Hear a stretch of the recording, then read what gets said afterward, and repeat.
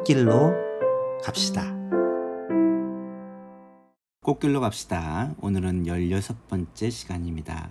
룻기에 대해서 함께 살펴보고자 합니다.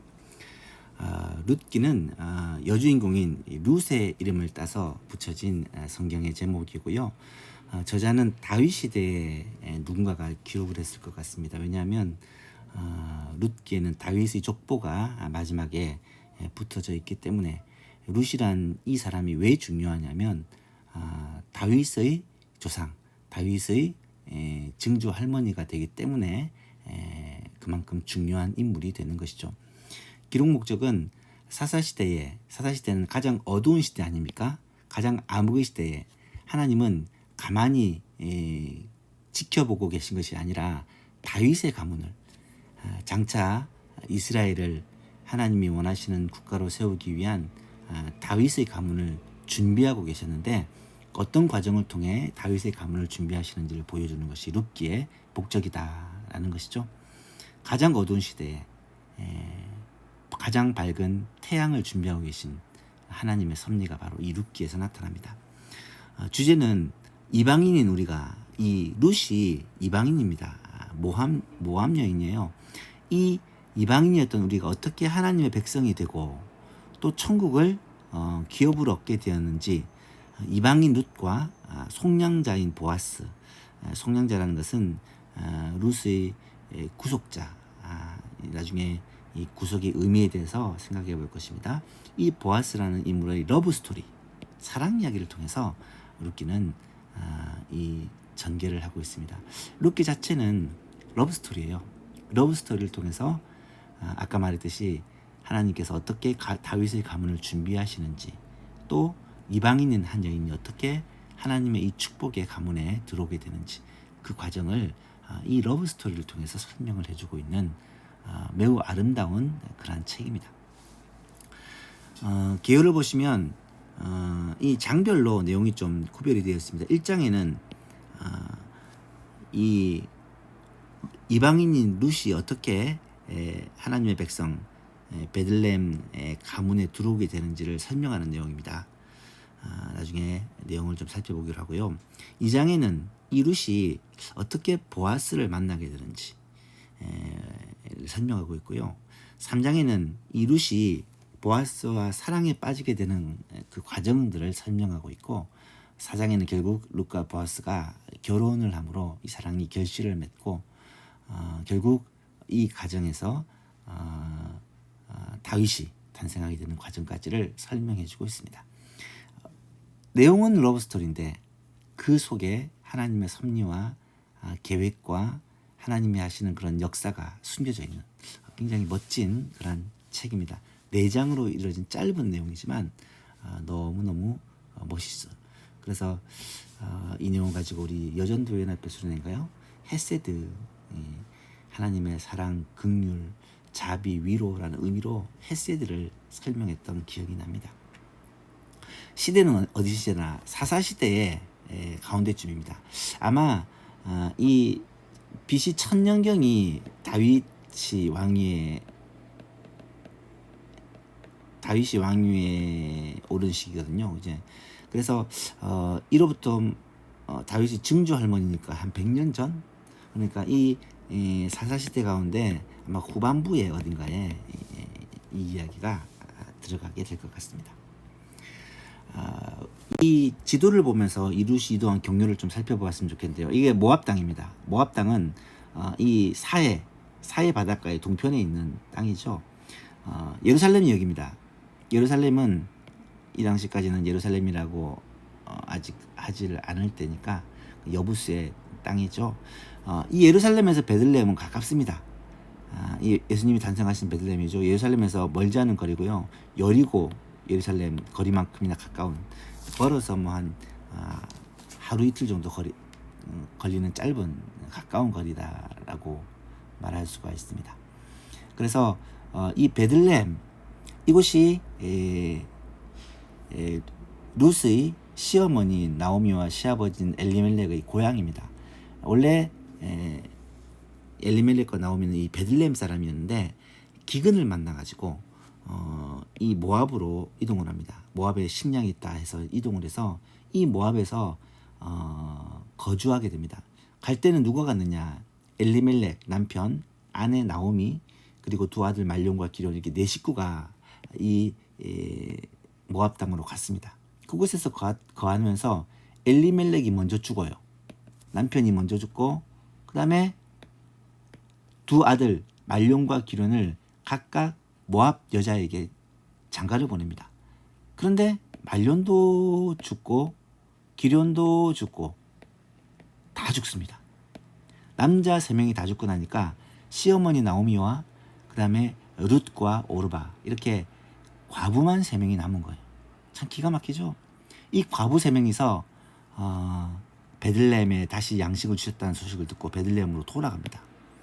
과부 3명이서 돌아가려고 하니까 이 나오미가 이건 아니다 싶어서 두 며느리에게 너희는 고향으로 돌아가서 또 다른 사람과 결혼을 해라. 나를 따라서 가면은 이거는 뭐 너무 기가 막히지 않느냐. 그래서 다 돌아갈 것을 하니까 종용하니까 오르바는 시어머니에게 인사를 하고 돌아갑니다. 그런데 룻은 끝까지 돌아가지 않고 내가 시어머니의 그 하나님이 나의 하나님이라고 끝까지 나오미를 따라 베들레헴까지 들어오게 되죠. 이것이 이 룻의 인생에 놀라운 전환점이 되게 됩니다. 그래서 나오미와 룻 두 사람이 베들레헴으로 돌아오게 되는데 이때부터 있었던 일들이 이제 2장에 기록이 되고 있습니다. 여인들이 이 나오미를 맞이하면서 나오미란 이름이 뜻이 기쁨이란 뜻이거든요. 나오미가 내 이름이 나한테 합하지 못하다. 나를 나오미라고 부르지 말고 말하라. 말하다 쓰다라는 말이에요. 말하라고 부르라. 나는 참 기구한 운명에 참 고통을 가진 여인이다. 그런 식으로 설명을 하고 그곳에 과부들이 거하게 됩니다. 룻기 내용을 쭉 한번 살펴보았으면 좋겠는데요. 1장에서는 방금 설명했던 어떻게 룻이 베들레헴까지 오게 되었는지 그 과정을 설명을 하고 있고요. 나오미와 베들레헴 여인들이 대화를 하면서 자신의 그런 참 가슴 아픈 운명에 대해서 나오미가 한탄을 하는 장면이 나타납니다. 2장에 가니까 이제 그곳에 가서 가만히 있을 수 없잖아요. 먹고 살기 위해서 뭔가 일을 해야 되는데 이 당시 여인들이 할 수 있는 일이 굉장히 제한이 되어 있습니다. 그래서 추수 때 마침 보리 추수 때가 되어서 밭에 가서 이 나달들을 줍는 추수할 곡식을 거두다 보면 나달들은 일부러 하나님의 율법에 다 거두지 말고 가난한 사람들, 과부들을 위해서 좀 흘려놓으라고 명하고 있습니다. 그래서 그런 나달들을 주워서 먹을거리로 삼는 이런 일들이 사실 여자들이 할 수 있는 그런 일들이었죠. 그래서 룻이 밭에 가서 그런 나달을 줍는 일을 열심히 해서 그렇게 주워서 나오미에게로 오는 일을 계속합니다. 그러다가 보아스의 밭을 지나가게 돼요. 보아스. 이 보아스는 어린 소녀가 너무 열심히 일하는 모습을 보고 이 룻을 가엾게 여기고 룻에게 좀 은혜를 베풀어 달라고 종들에게 명하여서 룻이 많은 곡식을 그렇게 가지고 오게 되죠. 그러다가 나오미가 3장에 보면 나오미가 이 보아스라는 사람이 기업을 물을 사람이라는 것을 발견하게 되죠. 기업 물은다라는 말은 이 엘리멜렉의 가문, 이 가문을 사실은 엘리멜렉도 죽고 아들 둘도 죽고 자녀가 없이 죽었잖아요. 그러면 가문을 이을 사람이 없는 거예요. 이럴 경우 가까운 친족 중에 누군가가 이 남은 미망인 이 룻과 결혼해서 이 가문의 기업을 이어가도록 그렇게 성경은 명하고 있어요. 그래서 기업 물을 사람 중에 이 보아스가 한 명이다라는 것을 알게 되고, 그래서 이 보아스는 성경은 유력한 자, 아마도 좀 재산도 있고 유망한 사업가였던 것 같아요. 아직까지 결혼을 하지 않은 것 같고, 그래서 이 보아스에게 룻이 청혼을 하도록 그렇게 나오미가 룻에게 계략을 그렇게 작전을 짜고 가르쳐 줍니다. 그래서 타작마당에서 사작을 하고 밤에 자는 가운데 이 룻이 보아스의 침상에 슬그머니 들어가게 되고 이 보아스가 룻을 만나게 되고 사정을 전해 들은 후에 알겠다. 내가 기업 물을 그런 의무가 있다면 내가 반드시 이를 마다하지 않고 하겠다라고 그렇게 결심을 하고 그리고 헤어지게 되죠. 보아스가 나오미와 룻을 이제 아내로 삼기 위해 보아스보다 더 가까운 친족이 이 룻에게 있다는 걸 알게 되고 그 사람에게 먼저 묻습니다. 너희가 이 엘리멜렉의 모든 기업을 물을 거냐? 그랬더니 그 사람이 생각을 처음에는 하겠다 하다가 자신의 기업에 손해가 간다는 걸 알고 거절을 하죠. 그러니까 보아스가 그럼 내가 이 룻의 기업을 물으겠다. 엘리멜렉과 그 가문의 기업을 대신 물으겠다라고 하고 룻을 아내로 맞이하게 되죠. 그렇게 룻과 보아스가 결혼을 하고 나서 주위의 모든 여인들이 베들레헴의 여인들이 이 가정을 축복하고 그 아들 오벳이 태어나니까 이 오벳을 가리켜서 이 나오미의 나중에 봉양자라고 하면서 축복하고 기뻐하는 장면들이 나오게 됩니다. 그리고 마지막 결론 부분으로 부록인데요. 이게 참 중요해요. 다윗의 계보가 베레스 와사라 야곱부터 시작해서 쭉 다윗까지. 그때 이 보아스가 룻에게서 오벳을 낳고 오벳이 이새를 낳고 이새가 다윗을 낳은. 그렇죠?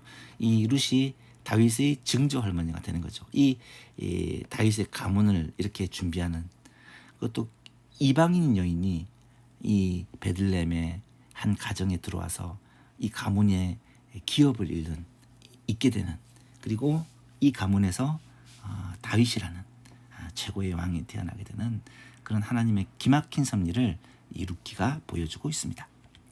룻의 결론이 무엇이냐? 몇 가지를 얘기했는데 첫 번째는 룻과 보아스의 자기희생적 사랑. 룻은 이 보아스가 나이가 굉장히 많았던 것 같아요. 나이가 많음에도 불구하고 이 하나님의 율법에 따라 기업의 물을 친 적이었다는 것을 알고 그에게 사랑을 고백하게 되고 보아스는 이 룻을 아내로 삼는 것이 자신의 기업에 손해가 됨에도 불구하고 기꺼이 그 일들을 감당해내는 모습을 보면서 이 사랑으로 그런 이해관계를 뛰어넘는 진정한 희생적 사랑이 서로 간에 있었다라는 것을 알게 되고요. 두 번째는 다윗의 족보로서 룻기는 다윗의 자기 희생적인 헌신으로 이스라엘이 채워질 것을 미리 보여주는 이 다윗의 가문을 통해 이스라엘이 하나님의 복을 받게 될 것을 미리 보여주는 그런 내용이다라고 말할 수 있고요.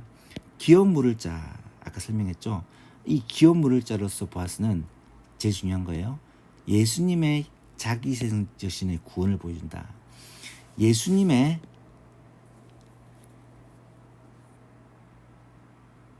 예수님께서 우리를 구원하시기 위해서 이 땅에 오시고 또 우리를 위하여서 자기를 주신 이 사랑을 이 보아스의 기업 물음을 통해서 예표로 보여주는 것입니다. 그래서 이 보아스는 예수 그리스도를 상징하는 그런 그림자로서 성경에 나타나는 사람이고 이 룻은 이방인이었는데 사실은 구원받을 자격이 전혀 없고 가능성이 없는 사람이었는데 이 하나님의 축복에 동참하게 되어지고 그것도 하나님의 이 구원의 가장 중요한 다윗의 가문에 들어가게 되어지고 하나님의 복의 통로가 되어지는 너무 놀라운 은혜를 받게 되죠. 이것이 바로 오늘 우리들이다라는 것을 이 룻기를 통해서 우리가 깨닫게 되는 것입니다. 오늘은 룻기를 살펴봤는데요. 룻기 말씀을 쭉 읽어보셨으면 좋겠고요. 그리고 이어서 사무엘상 1장부터 15장까지 다윗이 등장하기 전까지입니다. 그래서 사무엘과 사울에 관한 내용인데 이 내용까지 쭉 같이 읽어봤으면 좋겠어요. 룻기가 4장밖에 안 되니까 이걸 같이 읽어도 되겠다 싶어서 읽었으면 좋겠고 다음 주에 이제 사무엘상이 좀 기니까 31장이니까 반은 오늘 이번 주에 읽고 또 반은 다음 주에 공부를 하고 읽었으면 좋겠습니다.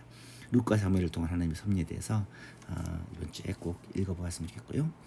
다음 주에는 사무엘상 말씀, 우리 큐티한 본문이기 때문에 더 쉽게 이해를 할 수가 있을 것 같아요. 살펴보도록 하겠습니다.